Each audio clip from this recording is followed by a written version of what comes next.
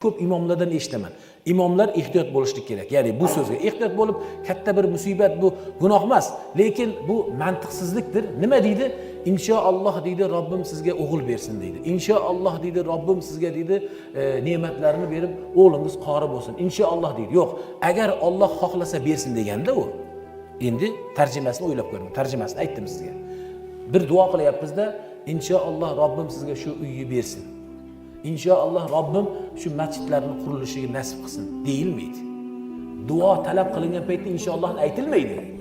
Bir ishni qilmoqchi bo'lganingizda inshaalloh shu yerga masjid quramiz.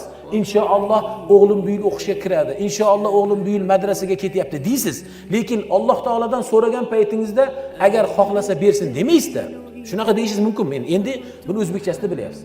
Siz o'zbekchasiga sodda, jaydarib aytamiz. Agar Alloh xohlasang shuni menga bergin. Bunday deyilmaydi. Talab, ad-duo huwa talab. Duo bu talab qilish, Alloh taoladan so'rashlik. Inshaalloh so'zini duo qilib turgan paytingizda ishlatmang.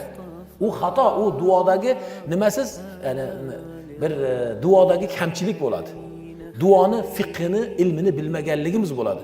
Hech qachon duo qila turib, bir narsani so'rab turib, inshaalloh Allohim bolalarimni qori qilsin. Inshaalloh Allohim menga umrani nasib qilsin. Yo'q, unday deymi? Allohim menga umrani nasib qil.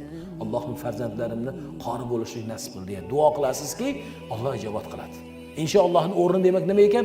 Qilmoqchi bo'lgan ishlaringizda Robbimizning mashiati, Robbimizning xohishi, Robbimizning shunda irodasi bo'lishligini duo qilib aytasiz. Lekin talab qilib turgan paytingizda, Alloh taoladan so'rab turgan paytingizda bularni aytmaysiz.